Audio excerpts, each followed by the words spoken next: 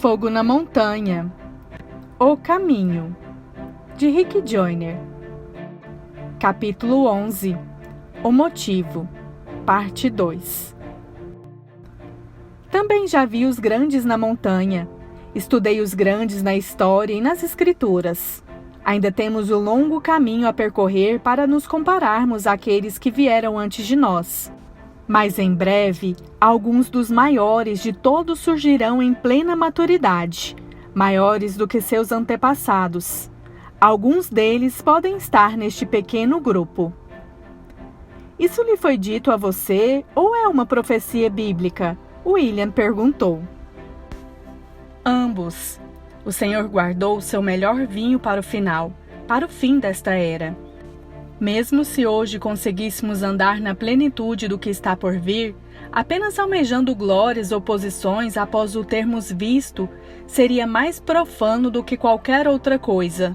Como eu disse, conheci muitos lugares do mundo, grandes líderes e pessoas de sucesso, e tento dar honra a quem ela é devida. Mas é difícil ficar impressionado com alguém depois de ter visto o rei. É ainda mais difícil ficar impressionado com você mesmo. Quero ser sincero sobre minhas próprias falhas e meus erros diante daqueles que estou conduzindo. Temos que construir esta comunhão na verdade. O que eu compartilho sobre mim é verdadeiro.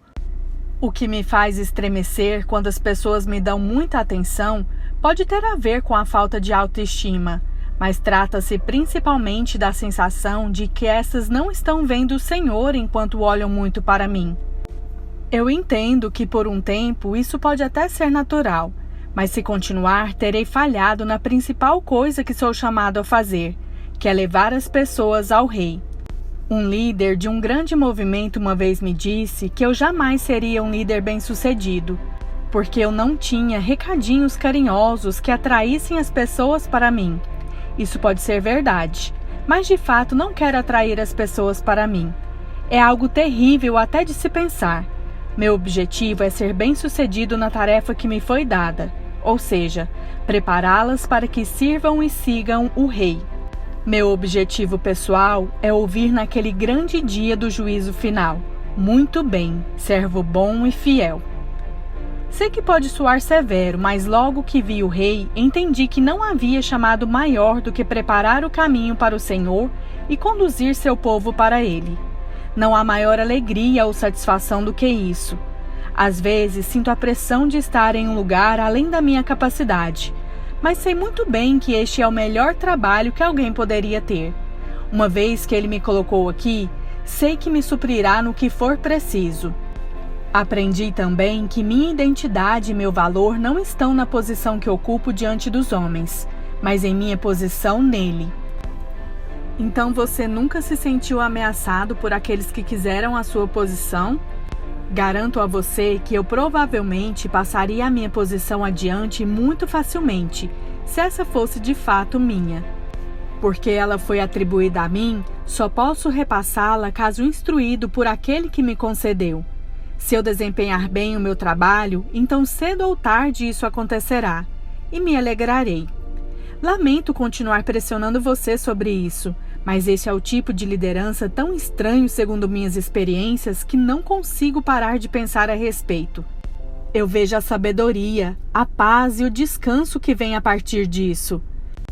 Entendo que esse tipo de autoridade no reino, centrado no rei, é a única maneira de o verdadeiro poder ser dado aos homens sem corrompê-los, William afirmou. Este caminho nos tornará humildes. Se permanecermos neste caminho, nossos véus, fachadas, pretextos e ambições egoístas serão removidos. Então, poderemos ver a sua glória. Quando vemos a sua glória com o rosto descoberto, somos transformados à sua própria imagem. Quando o vemos com os véus, sua imagem é distorcida e tentamos transformá-lo à nossa própria imagem. Este caminho nos preparará para contemplar sua glória, removendo todo o véu. Eu senti que não estávamos sozinhos e virei-me para ver as Marys, Mark e uma série de outros que estavam por perto ouvindo. Por favor, juntem-se a nós, eu disse. Conte-nos mais sobre a sua glória, disse Mary. Com todo prazer, eu comecei. Estas são as minhas maiores lembranças e eu gosto de contá-las. Eu vi o Senhor 2 vezes em pessoa.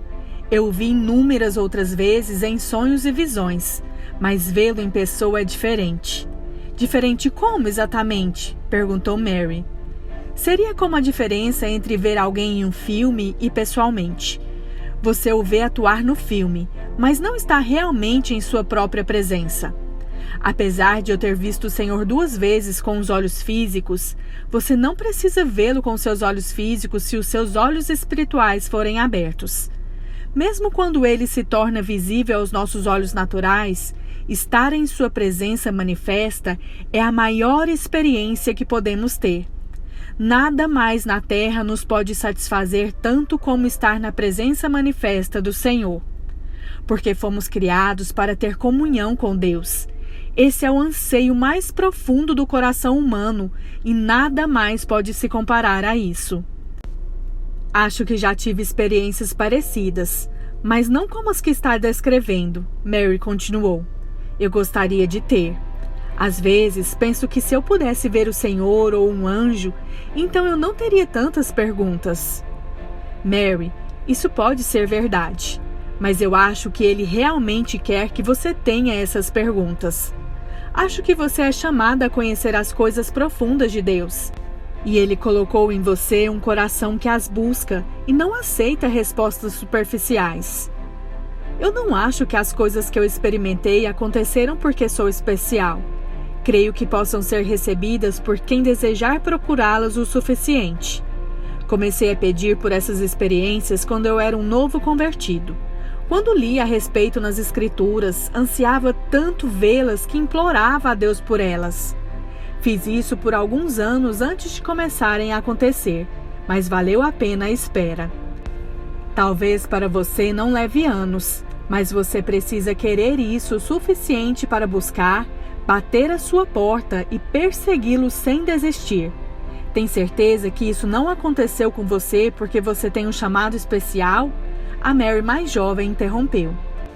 Algumas coisas, talvez, mas também sei que você pode desejá-las, buscá-las e recebê-las.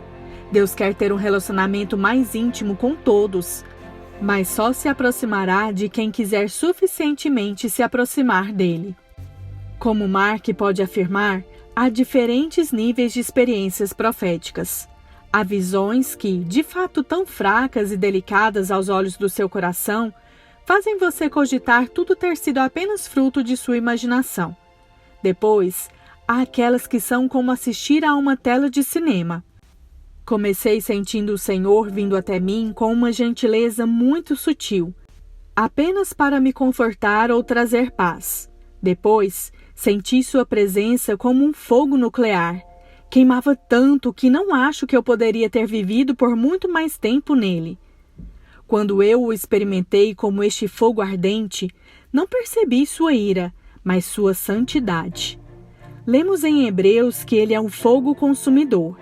Dói, mas dói de uma maneira boa.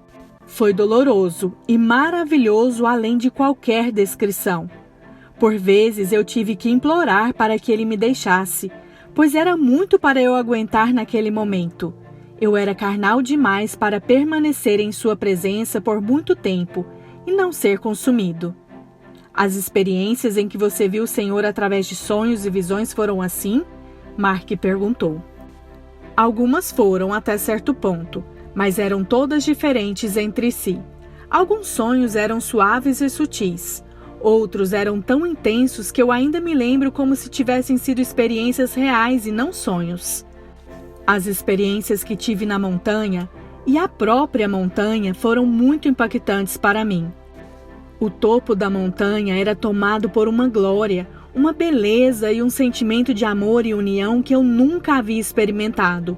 Quando vocês chegarem lá, tudo isso fará as batalhas e os problemas dessa jornada parecerem insignificantes.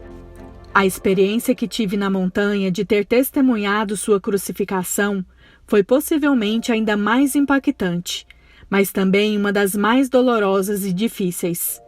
Mesmo eu sabendo que ele já havia ressuscitado e estava assentado acima de tudo, senti-me triste como se tivesse presenciado tudo ao vivo. Admiro os discípulos que estavam ali e a sua mãe, que suportaram tudo aquilo. Sei que eles eram muito mais fortes do que eu sou. Então todos nós passaremos a ver a sua glória? Vários perguntaram de uma só vez. Sim. Vocês verão toda a sua glória se permanecerem neste caminho. Nós estamos indo para o monte do Senhor. Mesmo com todas as batalhas e conflitos, não é como nenhum outro lugar, porque sua presença está lá. Lutar pela verdade é muito inspirador, mas não se compara a lutar pelo seu amor. A maior recompensa que podemos receber é estar perto dele. É por isso que os apóstolos disputavam quem seria o mais próximo dele. Eles não queriam essas posições por mera autoridade ou fama, mas simplesmente para estarem o mais próximo possível dele. Pode ter sido egoísta, mas não egocêntrico. Há uma diferença. Não é errado buscar ser grande ou fazer grandes coisas para ele, razão pela qual a maioria começa nesta jornada. Mas uma vez que você experimenta a sua presença manifesta, uma vez que você o vê, tudo muda. Então, tudo se resume a servi-lo porque ele merece e não por causa das recompensas. No entanto, nós recebemos dele mais do que poderíamos sequer sonhar. Muitas vezes leva uma vida inteira de sofrimento até que consigamos proporcionar-lhe um único momento de alegria. Quando vocês o virem, entenderão isso. Há um peso em suas palavras que só poderia vir do fato de você ter estado com ele, Mark falou. Essa é uma colocação interessante, Mark. A unção é descrita como o peso que vem da sua glória. A palavra diz que todas as coisas são mantidas unidas por ele. O peso é a gravidade, e a gravidade é o que mantém todas as coisas unidas. A glória tem um peso, e quanto mais você a experimenta, mais peso as suas palavras terão. Como vocês verão, apenas um momento na sua presença fará todas as batalhas neste caminho terem valido a pena. Sua presença os encorajará a continuarem travando muitas batalhas no futuro. Mesmo assim, vocês são chamados para mais do que apenas batalhas. Vocês não só verão a sua glória, mas são chamados para habitar em sua presença e para manifestar a sua glória na terra. Vocês são chamados para levar a glória do Senhor, assim como os sacerdotes levavam a arca de sua presença. O resto do grupo estava todo reunido e ouvia. Enquanto eu olhava para eles, não pude deixar de considerar o quão inexpressiva a maioria deles era por sua aparência natural. Embora todos pudessem vir a ser algumas das maiores almas que já andaram sobre a terra. Continuei. Elizabeth Barrett Browning escreveu uma vez que a terra está repleta do céu e cada simples arbusto está em chamas com o fogo de Deus. Mas apenas aqueles que vêm são os que tiram as suas sandálias. Os demais se sentam ao redor e colhem as amoras. Estamos aqui para abrir os nossos olhos e ver. Vocês verão a sua glória e conhecerão a sua presença manifesta. Mas a sua glória está à nossa volta agora. Ele está conosco agora. Nós não estamos aqui para procurá-lo, mas para contemplá-lo. Ele não é a criação, ele é o Criador. Mas a criação o revela e podemos vê-lo em todas as coisas quando aprendemos a ver. John Amos Comenius disse que a natureza é o segundo livro de Deus. Isso pode ser verdade, mas ele tem outros livros também. Vê-lo é mais do que vê-lo na criação. É vê-lo em cada experiência. É também vê-lo nos outros. Cada um aqui é uma carta de Deus para o outro. É por isso que o nosso objetivo não é apenas ouvir as palavras do Senhor, mas ouvir a própria palavra através de quem ou do que Ele escolher falar. Jesus é a palavra. Ele é a comunicação de Deus com a sua criação. Se fôssemos sensíveis o suficiente, saberíamos que há uma comunicação entre todos os seres vivos. Quando passamos a habitar nele, começamos a reconhecer essa comunicação. Mais importante do que ouvir a criação é ouvir o Criador falando conosco. Ele disse em João 10 que suas ovelhas ouvem a sua voz e por isso o seguem. Nosso objetivo é vê-lo, ouvi-lo e senti-lo. Grandes apaixonados podem sentir a presença de sua amada quando estão próximos, independentemente de vê-la ou ouvi-la. O amor é a gravidade espiritual. É uma força maior do que a gravidade, porque Deus é amor. O amor entre os seres humanos pode ser magnífico, mas não há maior amor do que o amor de Deus e o amor a Deus. É por isso que ninguém na Terra é mais atraente e envolvente do que alguém que se aproxima de Deus. Jesus é o verdadeiro desejo de cada coração humano. Quando ele é exaltado, todos os homens são atraídos para ele. Por muito tempo temos tentado exaltar as coisas de Deus ao invés do Deus de todas as coisas. Às vezes colocamos suas próprias verdades acima dele. Aqueles que estão por vir o exaltarão e carregarão a sua glória de modo que ele seja visto.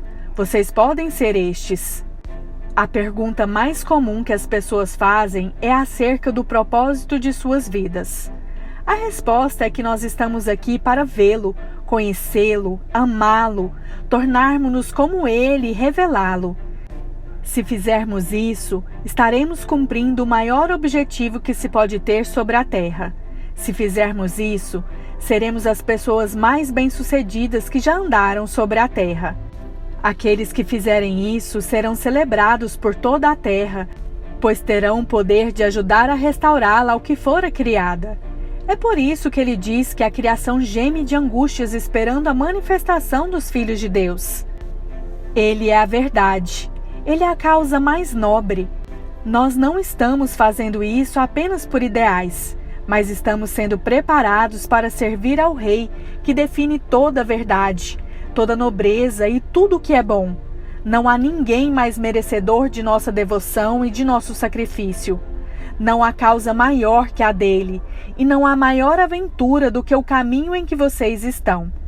E nós apenas começamos.